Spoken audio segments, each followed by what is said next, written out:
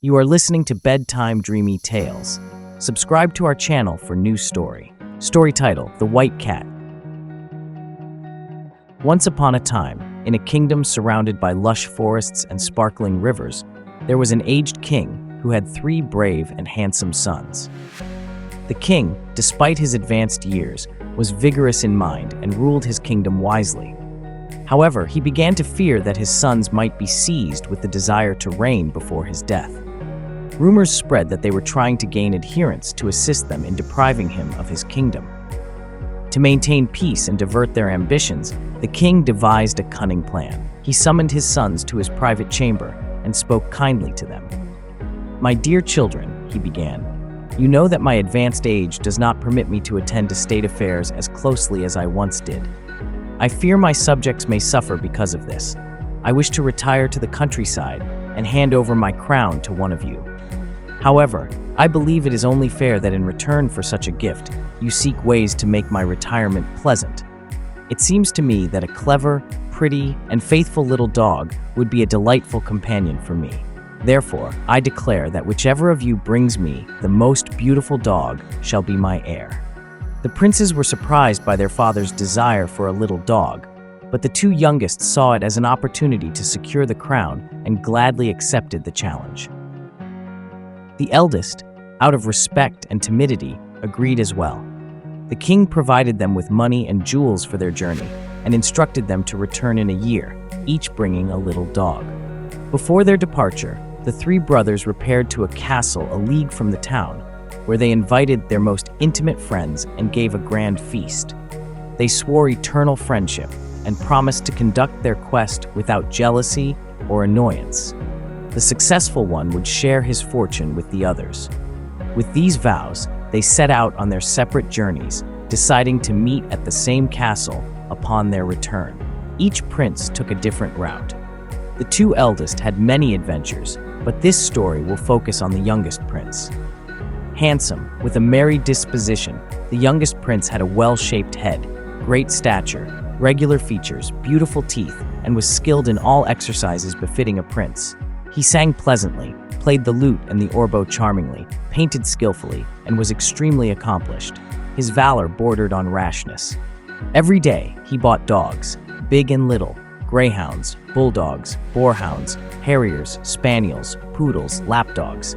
Whenever he found a finer dog than the one he had, he let the first go and kept the better one. This continued until he could no longer manage the multitude of dogs and had to let many of them go, as he did not wish to be followed by a large retinue. One stormy night, thunder and rain overtook him in a forest, and he lost his way. He saw a light in the distance and, following it, came to the gates of a magnificent castle. The gates were of gold covered with carbuncles, and the walls were made of transparent porcelain, painted with the histories of the fairies from the creation of the world.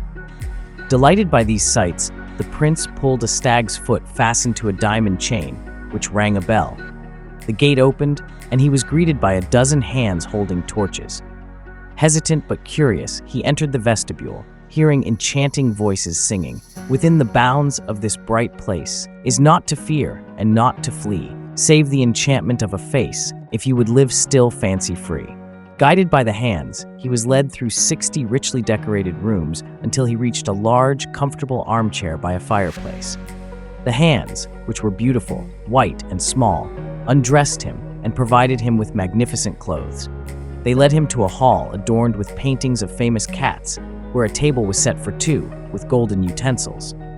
As he wondered who would join him, he heard the sound of cats mewing in different keys and playing guitars with their sharp claws. It was the strangest music he had ever heard. He laughed heartily at their postures and grimaces. Soon after, a small figure, shrouded in a long black veil and followed by cats in mourning attire, entered the hall. The figure revealed itself to be the most beautiful white cat the prince had ever seen. The white cat, looking young and sad, mewed softly and prettily. "King's son, you are welcome. My cat-like majesty is glad to see you," she said. The prince, astonished by her speech, replied, "Madam Cat, it is very kind of you to receive me so cordially. You do not appear to be an ordinary animal. Your gift of speech and your magnificent castle are strong proofs to the contrary. The white cat begged him to stop making compliments. "I am simple in speech and manner, but I have a kind heart," she said. Supper was brought, and the bodiless hands served them. The prince was initially hesitant to eat, seeing dishes of young pigeons and fat mice. The white cat assured him that his food was prepared separately, and he ate with confidence. He noticed a miniature on her paw and asked to see it, thinking it might be Master Monogravis. To his surprise, it was a handsome young man who resembled the prince closely. The white cat sighed and became more melancholy.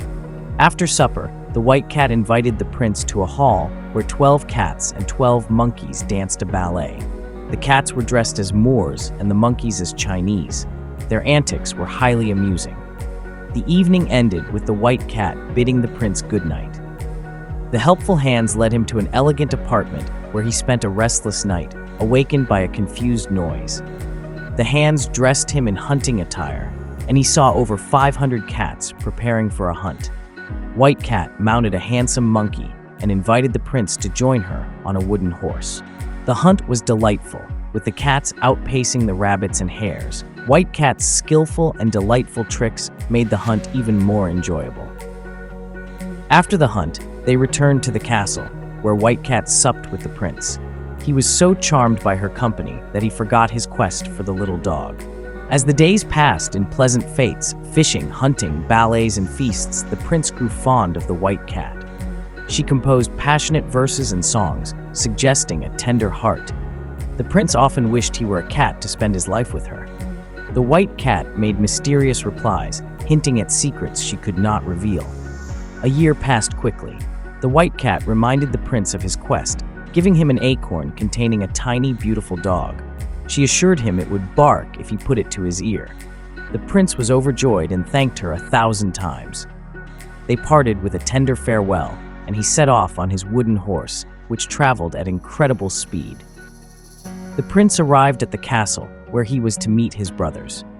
They embraced and shared their adventures, but the youngest did not reveal his true journey.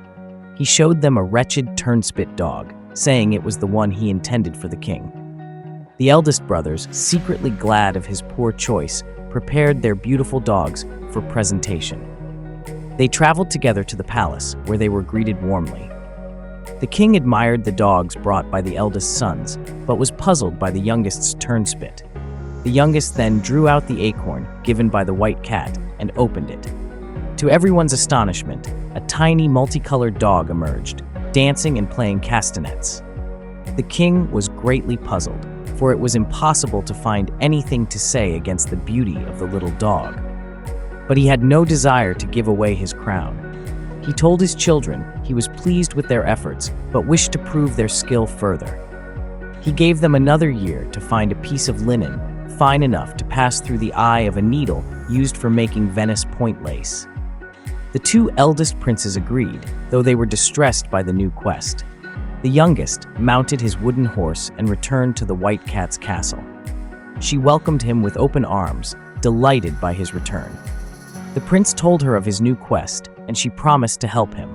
The white cat assured the prince that her castle housed cats who spun excellently. She would see that the finest linen was prepared. The days passed with the same pleasant activities, and the prince grew more attached to the white cat. He often wondered about her mysterious abilities and her knowledge of the world. When the time for his departure drew near, the white cat presented the prince with a barouche drawn by 12 snow-white horses and accompanied by a magnificent procession. She gave him a walnut containing the fine piece of linen. The prince, deeply grateful, kissed her paw and departed. He traveled swiftly and arrived at the king's palace just as his brothers were presenting their fine pieces of linen. The king examined them, but found none fine enough to pass through the eye of the needle. The youngest prince then cracked the walnut, revealing a hazelnut, then a cherry stone, and finally a millet seed. Inside the millet seed was a piece of linen 400 ells long, painted with the wonders of the world. The king was astonished and declared the youngest prince the winner. However, he did not wish to give away his crown. He told his sons they had succeeded so well in the first two tasks that he wished to test them further. They were to travel for another year and bring back the most beautiful girl in the world. The one who succeeded would marry her and be crowned king. The youngest prince felt the injustice keenly, but was too well-bred to oppose his father's will. He returned to the White Cat's castle, where she awaited him with open arms. She knew of his quest and promised to help him find the most beautiful girl in the world. Days passed in the same delightful manner, with the prince growing more attached to the White Cat. One evening, she told him the time had come to reveal her true identity. She explained that she had been cursed by powerful fairies and could only be freed by a prince who resembled her lost husband. The prince, astonished and deeply moved, listened as she recounted her tale. The White Cat, whose real name was Princess Felina, had been the daughter of a powerful king. Her mother, the queen, had made a bargain with fairies in exchange for the best fruits in their magical garden. The fairies raised Felina in a tower, educating her in all the arts and sciences. One day, a young knight, who turned out to be a king, saw her and they fell in love. They married in secret, but the fairies discovered their union and in a fit of rage, killed the king and transformed Felina into a white cat. The prince, realizing he was the one destined to break the spell, listened intently. The White Cat instructed him to cut off her head and tail and throw them into the fire. Though distressed by the idea, the prince complied, knowing it was the only way to free her. As he did so, the White Cat transformed into the most beautiful woman he had ever seen. Her beauty was beyond description, and her eyes captivated all who saw her. The prince, overwhelmed with joy, fell to his knees and pledged his love to her. Felina, now free from her curse, embraced him. They returned to the king's palace in a magnificent procession. The prince's brothers and their beautiful princesses were already there. The youngest prince introduced Princess Felina, and her beauty surpassed all others. The king, unable to deny her magnificence, declared the youngest prince the winner.